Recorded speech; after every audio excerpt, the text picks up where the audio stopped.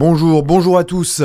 Les fortes chaleurs continuent de toucher le pays. 49 départements sont placés en vigilance rouge. C'est un record. Dans la région, cela concerne la Côte d'Or et la Saône-et-Loire, avec 37 degrés attendus à Dijon ou encore 38 à Chalon-sur-Saône. Le Doubs et le Jura restent, eux, en vigilance orange. On reviendra en détail sur les prévisions juste après cette édition. La canicule et ses conséquences, près de 850 collèges et écoles restent fermés aujourd'hui dans l'Hexagone. Des aménagements d'horaires ont été proposés dans d'autres.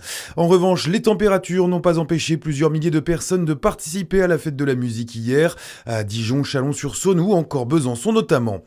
À Besançon justement, où l'émotion reste vive après le décès de deux adolescents de 11 et 13 ans, morts noyés samedi dans le Doubs.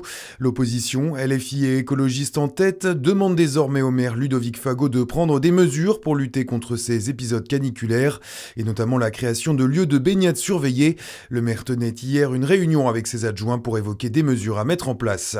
Un nouvel élu d'opposition au conseil municipal de Dole. Après la démission de Laetitia Jarot, l'Assemblée accueille Guillaume Bouteloup. Comme le rappelle la Voix du Jura, il habite Dole depuis une quinzaine d'années et s'est engagé politiquement en 2017 avec la France Insoumise, notamment pour sa proximité avec ses idées de gauche écologiste. Guillaume Bouteloup avait déjà siégé au conseil municipal d'Aulois entre 2023 et 2026. Dans l'actualité internationale, un tour de l'autre côté de la frontière suisse, où Jean-Noël Barrot est attendu aujourd'hui à l'occasion des négociations entre les États-Unis et l'Iran pour trouver un accord de paix. Le ministre français des Affaires étrangères y rencontrera notamment des membres du gouvernement du Qatar, alors que des progrès encourageants sont signalés lors de cette session de discussion. Il est connu pour être le compositeur de la Marseillaise, natif de Lons-le-Saunier, où il a droit à sa statue, son musée et au collège à son nom. Claude-Joseph Rouget de Lille est décédé il y a 190 ans. Et pour l'occasion, sa ville natale a lancé hier 3 semaines de commémoration. Léo Ardourel. Oui, le coup d'envoi a été donné hier lors d'un concert de l'école de musique moderne, l'occasion de rejouer les plus belles œuvres du compositeur, connu bien sûr pour son chant de guerre de l'armée du Rhin, composé lors de la Révolution et connu depuis comme la Marseillaise, l'hymne national dont s'est dotée la France en 1879, plus de 40 ans après sa mort. Le lancement officiel de ces célébrations, c'est aujourd'hui. Rendez-vous à Jura Park pour des interprétations de la Marseillaise justement.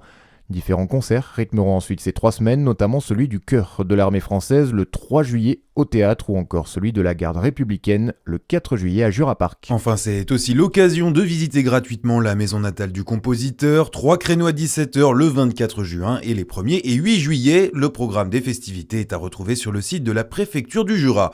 Et puis le football, la suite de la Coupe du Monde. L'Égypte vient de battre la Nouvelle-Zélande 3-1. On note également la large victoire hier soir de l'Espagne sur l'Arabie Saoudite 4-0. Bon réveil avec Fréquence Plus, à suivre la météo.